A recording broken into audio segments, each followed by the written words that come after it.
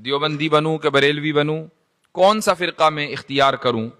چونکہ جب سبھی فرقوں کو سوائے ایک کے، اہل سنت کے، جہنم میں جانا ہے تو پھر اتنا اسٹرگل کرنے کے کہ اسلام بھی قبول کیا اور غلطی سے کسی غلط فرقے میں چلے گئے اور اس کے بعد بھی ٹھکانہ جہنم ہی رہا، تو کیا فائدہ ہوا؟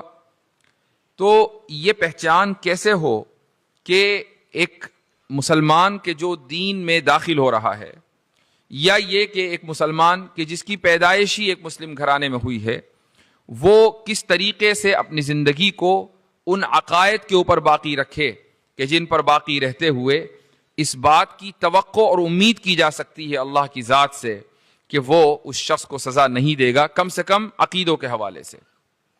اس امت میں جو تفریق ہے وہ کوئی نئی نہیں ہے، اس امت میں اختلاف کوئی نیا نہیں ہے، یہ اختلاف دور صحابہ سے چلا آ رہا ہے عقیدے کی بنیاد پر، لیکن یہ اختلاف صحابہ کے درمیان نہیں ہوا ہے، یہ صحابہ اور غیر صحابہ کے درمیان ہوا ہے دور صحابہ سے۔ مثلا آپ قدریہ کے نام سے واقف ہوں گے، یہاں چونکہ علماء کی مجلس ہے اس لیے میں زیادہ ڈیٹیل میں جائے بغیر صرف چند اصطلاحات کے ذکر پر اکتفا کروں گا چونکہ آپ اس کو بخوبی سمجھ سکتے ہیں۔ قدریہ کے تعلق سے ایک روایت صحیح مسلم میں آتی ہے، بالکل شروع میں پہلی روایت ہے۔ یہ روایت یہ ہے کہ کچھ افراد عراق سے حجاز آئے اور وہاں ان کی ملاقات عبداللہ ابن عمر رضی اللہ عنہ سے ہوئی، اور انہوں نے حضرت عبداللہ ابن عمر سے یہ شکایت کی کہ ہمارے یہاں کچھ افراد ایسے پائے جاتے ہیں کہ جو قدر کے تعلق سے کلام کرتے ہیں اور یہ کہتے ہیں کہ وَأَنَّ الْأَمْرَ أُنْفٌ، کہ جو بھی بات ہوتی ہے، جو بھی معاملات ہوتے ہیں یہ کیفہ متفق ہیں، یعنی ان کی کوئی ایسی حیثیت نہیں ہے کہ اللہ کے علم میں یا اللہ کے پلان میں یہ پہلے سے طے ہوں، جو کچھ ہو رہا ہے یہ رینڈملی ہو رہا ہے، ہر چیز بغیر کسی تقدیر کے ہو رہی ہے۔ ایسے بھی لوگ ہیں جو اس بات پر ایمان رکھتے ہیں۔ تو عبداللہ ابن عمر رضی اللہ عنہ نے یہ فرمایا کہ جب تم جاؤ تو ان سے اعلان برات کر دینا میری طرف سے کہ ہمارا ان سے کوئی تعلق نہیں اور ان کا ہم سے کوئی تعلق نہیں۔ اور اس کے بعد پھر حضرت عبداللہ ابن عمر رضی اللہ عنہ نے وہ حدیث مشہور روایت کی جس کو ہم حدیث جبریل کہتے ہیں، اور اس میں اس کا جو محل استشہاد ہے وہ یہ ہے کہ جب جبریل علیہ الصلاۃ والسلام نے رسول اللہ صلی اللہ علیہ وسلم سے یہ سوال کیا تھا کہ مل ایمان، تو آپ علیہ الصلاۃ والسلام نے اس کے جواب میں قدر کا لفظ ذکر کیا تھا کہ وَأَن تُؤْمِنَ بِالْقَدْرِ خَيْرِهِ وَشَرِّهِ۔ تو اس طریقے سے اس حدیث کا تعلق اس پورے پس منظر یا کانورسیشن سے ہو جاتا ہے۔ تو قدریہ وہ فرقہ ہے کہ جو دور صحابہ میں پیدا ہو چکا تھا، شیعہ دور صحابہ میں پیدا ہو چکے تھے، اور اس کے بعد قدریہ میں جب ترقی ہوئی تو پھر یہی معتزلہ کی شکل اختیار کر گئے۔ معتزلہ کوئی الگ سے گروپ نہیں تھا، یہی لوگ ترقی کرتے کرتے معتزلہ بنے ہیں۔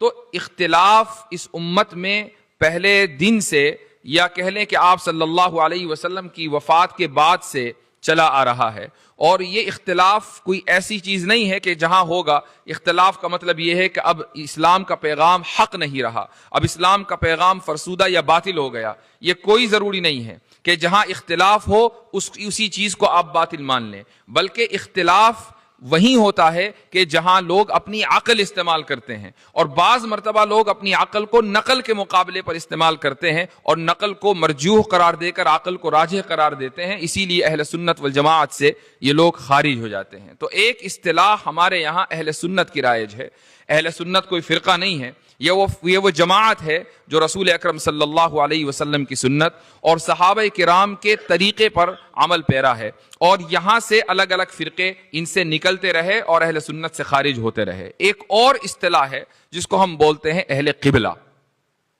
یہ اہل قبلہ کون ہیں؟ کیا اہل قبلہ صرف وہ ہیں کہ جو قبلے کی طرف رخ کر کے نماز پڑھ لیں؟ اگر اس کا مطلب یہ ہے تو پھر قادیانی بھی اہل قبلہ ہیں، ان کو بھی مسلمان مان لینا چاہیے۔ پھر اس طرح تو بہت ساری جماعتیں ہوں گی کہ محض قبلے کی طرف رخ کر کے نماز پڑھ لینے سے ہمیں ان کو مسلمان تسلیم کرنا ہوگا۔ ایسا نہیں ہے۔ اہل قبلہ ایک ٹرم ہے، ایک اصطلاح ہے جس کے معنی آتے ہیں ضروریات دین کو تسلیم کرنے والا، کہ جو شخص ضروریات دین کو تسلیم کرے وہ اہل قبلہ میں شامل ہے. مثال کے طور پر جو شخص نماز کو اس کی حیت قضائی کے ساتھ پڑھے وہ اہل قبلہ میں شامل ہے. جو شخص ختم نبوت کو بغیر کسی تعویل کے تسلیم کرے وہ اہل قبلہ میں شامل ہے. اگر وہ اس میں تعویل کرنے لگے کہ نہیں جی یہاں ذلی مراد ہے اور بروزی مراد ہے اور تقسیمیں کرنے لگے تو ایسا شخص اہل قبلہ میں شامل نہیں ہے, خواہ وہ دن رات قبلے کی طرف رخ کر کے نماز ہی کیوں نہ پڑھتا رہتا ہو. تو اہل قبلہ کی بھی تعریف متعین ہے اور اہل سنت کی بھی تعریف متعین ہے. پھر ہمارے لٹریچر میں بہت سے اختلافی مسائل بھی ملتے ہیں. ان مسائل کو ہم دو قسموں میں تقسیم کر سکتے ہیں. پہلے مسائل وہ ہیں کہ جو منصوص ہیں, قرآن میں موجود ہیں, احادیث میں موجود ہیں, احادیث مشہورہ میں متواترہ میں موجود ہیں, اور ان مسائل میں اختلاف ہوا ہے اور کچھ لوگوں نے ان مسائل کو عقل کے مخالف ہونے کی وجہ سے ان میں تعویل کی اور ان کا انکار کر دیا. مثال کے طور پر عذاب قبر کا مسئلہ منصوص مسئلہ ہے. کچھ لوگوں کے سمجھ میں نہیں آتا کہ جب ایک انسان کا حساب و کتاب روز جزا میں ہونا ہے تو پھر قبر میں عذاب کا کیا مطلب؟ ابھی تو حساب و کتاب نہیں ہوا اور عذاب پہلے شروع ہو گیا. نعیم قبر کا کیا مطلب؟ ابھی تو حساب و کتاب کے بعد اس کو جنت میں جانا ہے اور قبر کی آسانیاں اور آسائشیں پہلے شروع ہو گئیں. تو جب ان لوگوں کو یہ سمجھ میں نہیں آیا تو انہوں نے عذاب قبر کا انکار کر دیا اور ان نصوص کے اندر تعویل شروع کر دی کہ جن نصوص سے ہمیں یہ پتہ چلتا ہے کہ قبر کا عذاب حق ہے. ایسے لوگوں کو اہل سنت والجماعت سے خارج سمجھا جاتا ہے. معتزلہ کا یہی موقف ہے. اسی طرح دوسرا مسئلہ ہے رویت کا, کہ اللہ سبحانہ و تعالیٰ کی رویت روز جزا میں آخرت میں واقع ہوگی. نہ صرف یہ کہ ممکن ہے بلکہ اس کا وقوع بھی ہے, اور اس دنیا میں امکان ہے لیکن وقوع نہیں ہے. یہ مسئلہ بھی بہت سے لوگوں کے سمجھ میں نہیں آیا اور انہوں نے ان آیتوں کی اندر تعویل کی اور اس مسئلے کا انکار کر دیا. یہ لوگ بھی اہل سنت والجماعت سے خارج پائے. اسی طریقے سے ایک دوسرا مسئلہ پایا جاتا ہے, وہ ہے خلق افعال کا, کہ بہت سے لوگوں کو یہ بات سمجھ میں نہیں آئی کہ اگر ہمارے اعمال کے اوپر ہمارا محاسبہ ہونا ہے تو پھر ہمارے اعمال کے خالق بھی ہم ہی ٹھہرے. یہ کیسے ممکن ہے کہ ہمارے اعمال کی خلق, اس کی تخلیق تو اللہ تعالیٰ کرے اور محاسبہ ہم سے ہو؟ اگر محاسبہ ہم سے ہونا ہے تو پھر تخلیق بھی ہمارے اعمال کی ہم ہی کریں گے, کسب بھی ہم ہی کریں گے. یہ ممکن نہیں ہے کہ خلق کوئی اور کرے اور اس کا محاسبہ کسی اور سے ہو. جب یہ مسئلہ ان کو سمجھ میں نہیں آیا تو انہوں نے تعویل کی اور یہ کہا کہ اللہ تعالیٰ اپنے افعال کا خالق ہے اور بندے اپنے افعال کے خالق ہیں. اور اس طریقے سے یہ اختلافات ہوئے. وہ تمام کے تمام مسائل کہ جو منصوص ہیں قرآن میں سنت میں, ان میں جب اختلاف ہوا اور نصوص کے اندر تعویل کی گئی تو اس تعویل کے نتیجے میں اہل سنت سے ان لوگوں کو خارج کر دیا گیا. وہ لوگ کہ جو ان مسائل کے قائل ہیں, مثلاً وہ افعال کے خالق بندوں کو بناتے ہیں, وہ رویت کا انکار کرتے ہیں, وہ پل صراط کا انکار کرتے ہیں, وہ جہنم میں جانے سے پہلے عذاب قبر کا انکار کرتے ہیں, وغیرہ وغیرہ. یہ تمام کے تمام افراد اہل حق سے خارج تصور کیے جاتے ہیں, اہل سنت والجماعت سے خارج تصور کیے جاتے ہیں. پھر دوسری قسم ان مسائل کی ہے کہ جو نہ قرآن میں منصوص ہیں نہ احادیث مشہورہ میں ہیں, لیکن ان میں اختلاف ہوا ہے اور متقدمین نے ان کو نہیں چھیڑا. یعنی متقدمین کے یہاں بھی وہ لٹریچر نہیں پایا جاتا.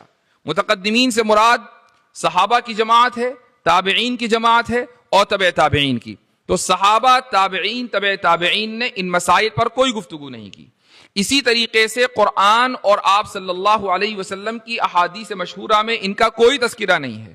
متاخرین نے ان مسائل کو چھیڑا ہے اور ان مسائل کو چھیڑنے کی وجہ سے آپس میں اختلاف ہوا ہے. یہ ان کو بھی ہم چند کیٹیگریز میں رکھ سکتے ہیں. مثال کے طور پر بعض مرتبہ اختلاف ہوتا ہے استنباط کی وجہ سے. یعنی مثلاً اگر آپ احادیث سے کسی مسئلے کا استنباط کریں تو ممکن ہے کہ آپ کی جو استدلالی قوت ہے وہ میری استدلالی قوت سے مختلف ہو اور آپ کے استنباط کا نتیجہ میرے استنباط کے نتیجے سے مختلف ہو, تو میں الگ نتیجے پر پہنچا اور آپ الگ نتیجے پر پہنچے اور اس لیے آپس میں اختلاف ہو گیا. مثال کے طور پر ایک مسئلہ آتا ہے, ہماری عقائد کی کتابوں میں ملتا ہے کہ انسان افضل ہے, انبیاء افضل ہیں یا ملائکہ افضل ہیں. اب دونوں طرف سے دلائل دیے جاتے ہیں. ایک دلیل یہ آتی ہے کہ حضرت آدم علیہ الصلاۃ والسلام تو مسجود